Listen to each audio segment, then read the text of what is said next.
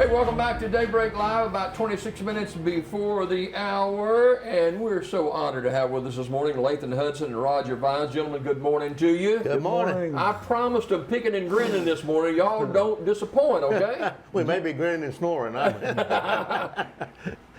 He'll do the picking. So we've got a big event coming up, Roger, tomorrow night down at Booker's. Talk about that. We do. This is something we're starting up. Lathan introduced me to the place down there, and they got great food. They're right there across from the fire station, pretty close. And we're going to start a songwriters round night, and it's going to be Tuesday night, 5 to 7. And we're going to start doing that twice a month starting in November. And we'll be playing, and then we'll have some other people coming in playing as guests. So. Now, Lathan, have we had some of that before, or is this the first time we're trying this? Actually, it's the first time that I know about in this area anyway. Yeah. Now, years ago, we used to play, you remember the Raspberry Bakery? That's right. We used to play there pretty regular. Yeah. And we also had a place at the grist mill. My son started it about 4 or 5 years ago, maybe 5 or 6 years ago anyway, and it got real big at the Calmugga grist mill in Phillipsburg. They're going to have some good food over there too, ain't they?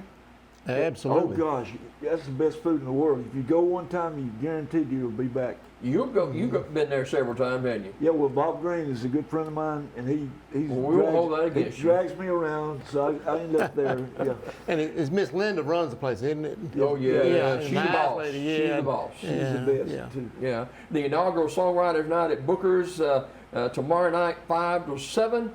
Come bring a food appetite, music appetite too. We're going to kind of whet your appetite a little bit this morning, but before we do, we've got a studio audience this morning. Lathan, who you got with you today? This is my friend Levi Johnson, Levi the Baptist Johnson, and he is one of the best.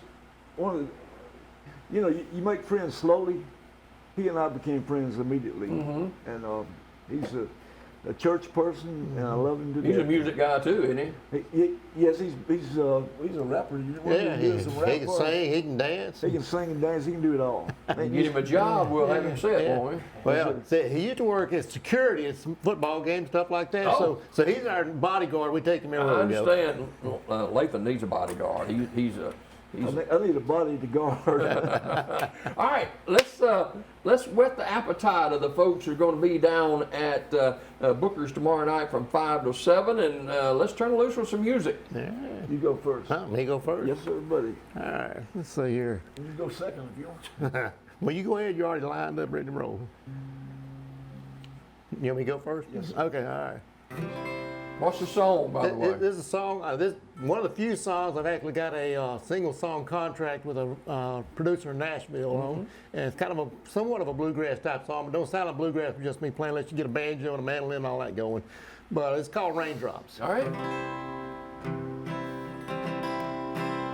A raindrop falls up high on a mountain, runs downhill until it finds a stream. Then joins a race with all the other raindrops till it reached the finish line down by the sea. Maybe we are all like raindrops, each one trying to find our own way. But a force that we can't see leads us forward through the obstacles we face every day.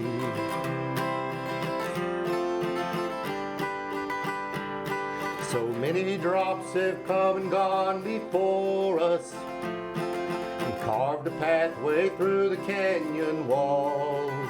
And each of us will leave a mark behind us, even though at times we feel so very small. Maybe we are all like raindrops, each one trying to find our own way.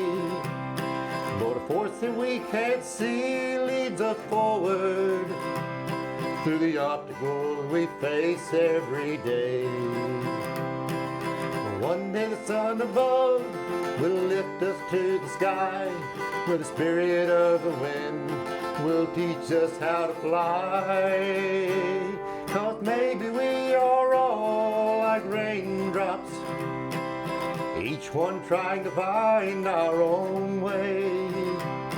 But a force that we can't see leads us forward to the place where rainbows go to meet the rain. To the place where rainbows go to meet the rain. I hadn't heard that. Oh, that's They great. call raindrops. Yeah, wow. What goes into writing a song like that, Roger? Usually an idea, something, you'll be out somewhere and you'll hear a word or something. Matter of fact, there was a lady in the grocery line the other day and said something right ahead of me, and she was talking to the cashier, and I got to, what did you just say? She says, I've got a short time to go and a long time to get there. Talking about she was going to get off in like 30 minutes, but it felt like forever, you know. So it was kind of a play off the old song from Smokey and the Bandit. If you remember, long way to go, a short time to get there. But she had kind of spun that. So every now and then you'll hear something like that and it catches in your mind and say, hey, that'd make a great song, you know. So what does it take? You know, there's thousands of talented musicians and writers and singers walking the streets of Nashville. How do you connect with the right people there? It's a challenge. You know, back in the day when Lathan came along, he lived up there, and you could walk down Music Row and hand them a CD, you know, or a cassette tape back in those days, and they'd listen to it. Nowadays, it's more, there's kind of gatekeepers you have to go through, like there's people who will review your song and send it back, and that's how I got a song with this publisher. Was I sent one in to be evaluated by a song plugger, and they liked the song, and it said submit it to Matt Lindsay is his name, and so I sent it, and then sure enough, he picked it up as a bluegrass tune. He said I was looking for some bluegrass stuff, and and I'd produced this, or I hadn't produced it, but I'd recorded it with Brian Carter over in Ashland. And Brian, I don't know if you ever met him or not, but he's an awesome musician in general. He can play almost anything. And so anyway, I recorded it, kind of did a full production with it, and put it on my first CD, and so. You know, so I sent it to him, and he liked it. You know. Wow. Yeah. Lathan, you're a veteran of music and songwriting and all that kind of stuff from Nashville all across the country. You're saying I'm old. No, Roger said that. But talk a little bit about how you got your start. Well, this is 1976. We moved to Nashville, and I'd been going up there in 1974 and 75, making contacts. I met Hank Williams. He married Lucretia, who was his stepdaughter. His name was Lamar Morrison. He played guitar for Hank Jr. for 23 years. He and I became friends, and he kind of got me through some obstacles that you would take. We wrote a song called "The Best Is Yet to Come." I thought it had a great title, but I found out from ASCAP and BMI, our two licensing societies, that they had 74 songs with that title on it. You know, and what's his name? Frank Sinatra had one called "The Best Is Yet to Come."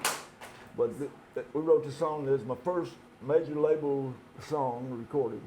But I met people, and it's like Roger said, back then it was a little easier. You could walk down the Music Row with a guitar, and people say, What is Music Row? Music Row is a block of houses. It used to be a block of houses. It's gone.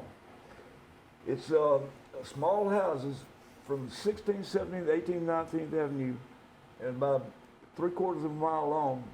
Small houses were In publishing Nashville. companies in Nashville. And those publishing companies did millions of dollars worth of business, and they looked like just a normal house, you know. But you'd go in there, and you could actually play a song on a guitar to them. Now you got to have a polished tape, like Rocky said, you know. So things have really changed, right? It's like it's on steroids. I wouldn't go back. I went to Nashville about 6 months ago. I'll never go back.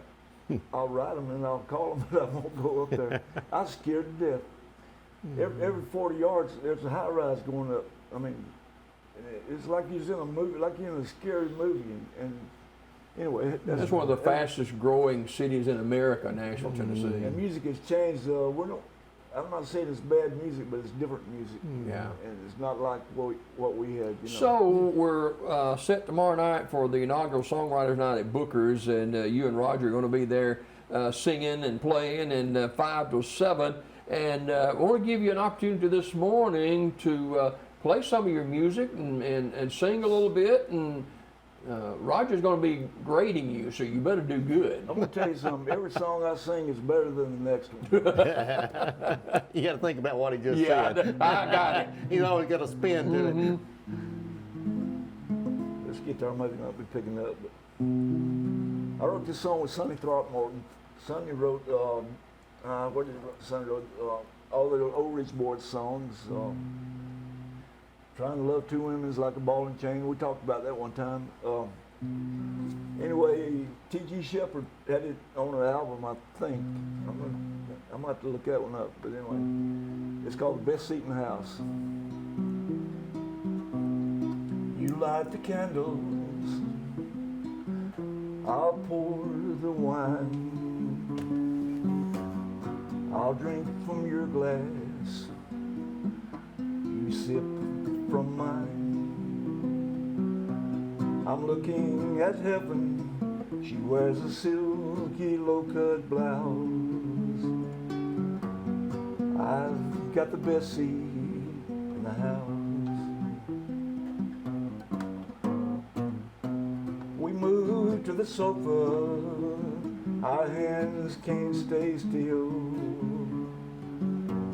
Ain't nothing like a sofa once you've had a home-cooked meal. I can't take my eyes off you, Lord, I need you now. I've got the best seat in the house. I've got the best seat, it's gotta be front row. You just stole my heart away, you just stole the show. I'm looking at heaven, she wears a silky low-cut blouse. I've got the best seat in the house. My heart is beating faster as your hair gently falls. I love the shadows you're casting on the walls. Lying here beside me is what my life's about. I've got the best seat in the house. I've got the best seat in the house.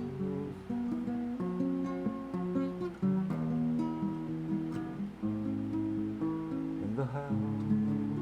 Right. Wow. Good job. That's a love ballad right there. Yeah. Love ballad.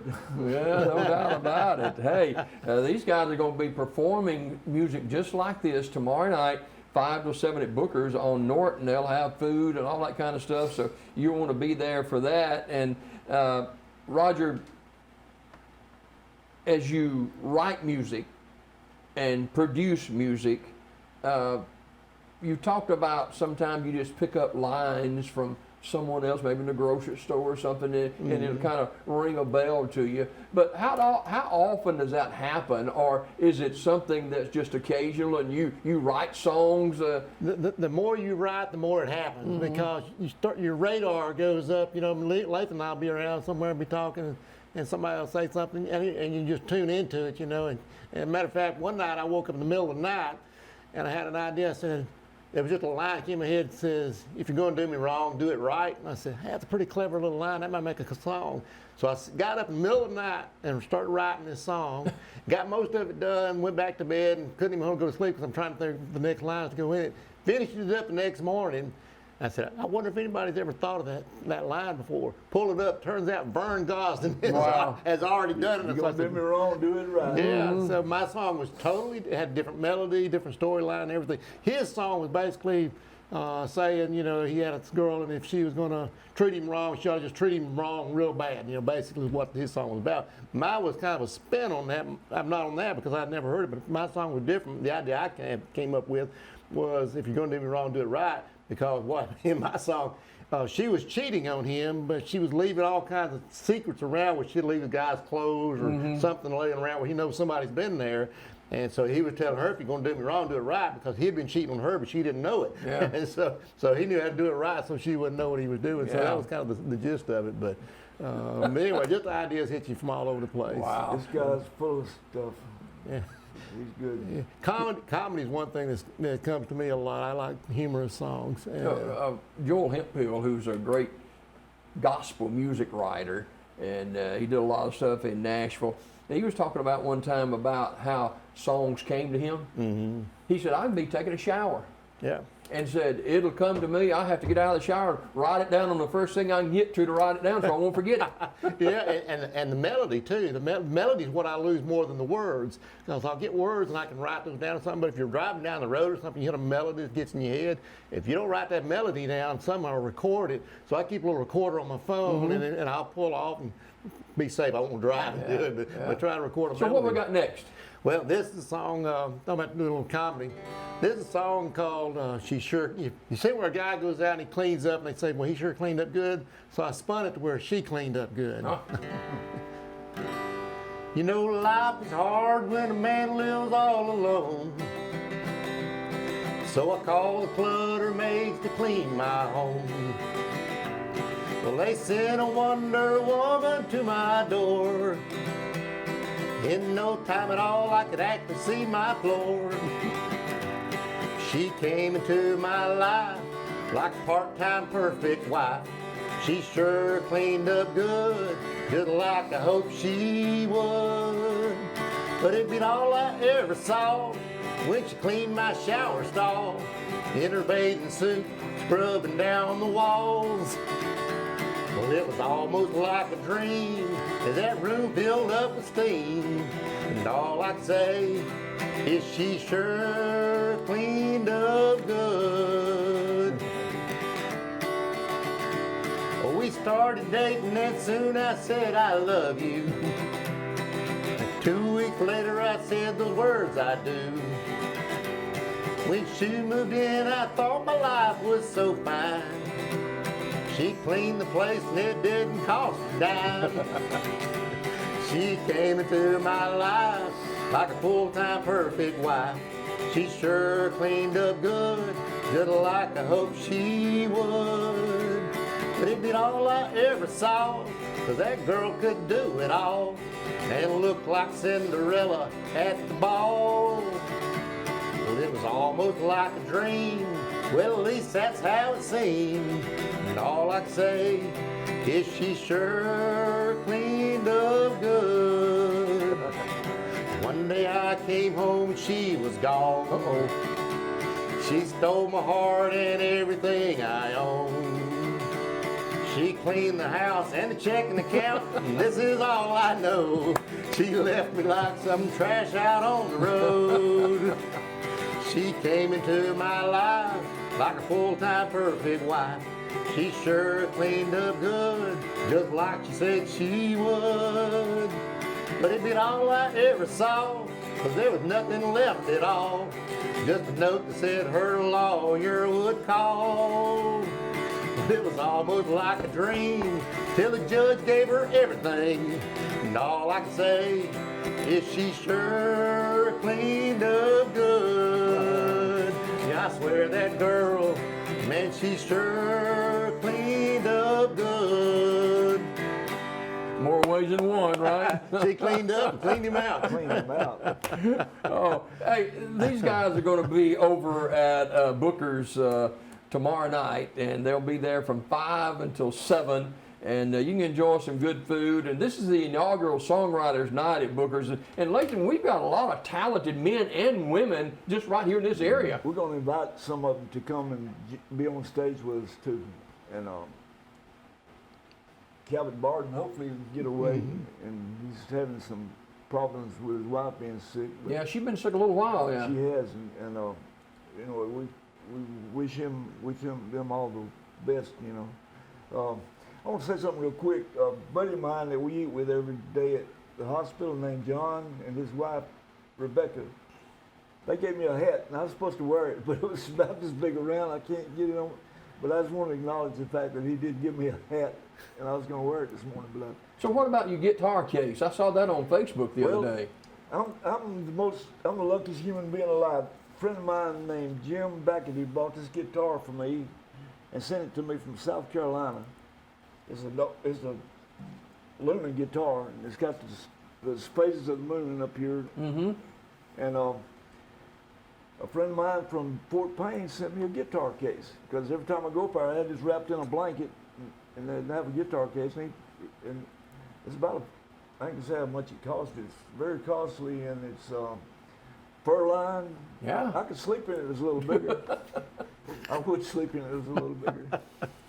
You Anyway, clean up good too, I like. clean up from here up, yeah. But anyway, I want to say that. Talking about Nashville, I'll give you one quick story. You can't do this today. I walked into a studio Dave Dudley was recording. His dad was producing him. A friend of mine's dad named Jack Key, Jimmy Key, was producing Dave. They couldn't get the song right. He said, "You got anything?" So I sang him a song, and he recorded it that night. I forgot the title of the song, but anyway, it'll never happen again in the history of music. You know, somebody walk in with it Wow. off the streets. Yeah. Yeah. Now everything's got to be so sterile. You know. Yeah. To me, it's. Yeah. Tell us what you got next. I got a song that we were gonna pitch this to Roger Miller, but he died. My uncle used to love me, but she died. Remember that song? Anyway, I'll just play it. It's good. Fingers get stiff. I remember my first day at school, picking and shoving in the halls with the other kids. I told Mom that night at supper time, said I ain't going back, can't go back, I'll never go back anymore. But I did. Went to a birthday party for Mary Jo. She turned out the lights and hugged me and give me a kiss. When you're 10 years old, you don't do stuff like that. Said I ain't going back, can't go back, I'll never go back anymore. But it is. There are things you learn to love in life and things you learn to hate. Lots of things I didn't understand. But looking back at all the things I said I'd never do, wish that I could do them all again. Like when I took Mary Jo to Lover's Lane. I took liberties when the fire was lit. Mary Jo cried all the way back home. She said, I ain't going back, I can't go back, I'll never go back anymore. But she did. We'd watch little Joe come home from school when he got off the bus with the other kids. I just looked at Mary Jo and smiled when he said, I ain't going back, I can't go back, I'll never go back anymore. But he did. It's called But He Did. But he did. You know, I'm sure people across Alabama, a lot of people, you know, we hum and we whistle and we sing parts of songs. We can't remember the rest of it. But Roger, you got to start somewhere, right? You do. You never know where a song comes from. And going back telling stories about songs, we know that I know a little bit of the history of some of these songs. Lathan knows a lot of the history. He's known a lot of songwriters and how those songs came about. One of the neatest stories I ever heard was there was a fellow that I've met who was a songwriter, and his name was Tony Arata. And he went to Nashville like a lot of hopeful songwriters and got up there and was doing open mic nights and things like that. And he got up on that open mic night and he played this song, and people liked it. And the player next to him, who was there at the open mic night, liked it too. And he said, "Man," he says, "if I ever make it up here in Nashville, I'd love to cut that song." And he said, "Sure, you know, if you make it, come back and you can cut it." Well, it turns out that fella sitting next to him was somebody nobody ever heard of named Garth Brooks. And it was Garth Brooks sitting right there in the room with him, and he sung that song, and true to his word, when Garth did make it, he came back, and at first his publishers didn't want him to cut that song because it was a slow song, but he did, and it was The Dance, and it was one of his biggest hits ever. Wow. Lathan, we got 30 seconds. We conclude with you this morning. Talking about songs, me and Red Lane was trying to think of a song title to write. We couldn't think of it, and I started coughing. I had this cough. He said, "Well, don't cough on me." I said, well, the germ dies after 48 hours, and it's done all the damage it can do. He said, there's our song title. We wrote a song called When We've Done All the Damage We Can Do. Louise Mandrell and R.C. Band and her then husband recorded it 3 weeks later, you know. Wow, wow. Really Great story. I'm sure y'all be sharing some of this tomorrow night will, too. yeah. And everybody's invited to the inaugural Songwriters Night at Booker's. Have a great meal. And Lathan Hudson and Roger Vines, they will be there. We'll have other singers as well.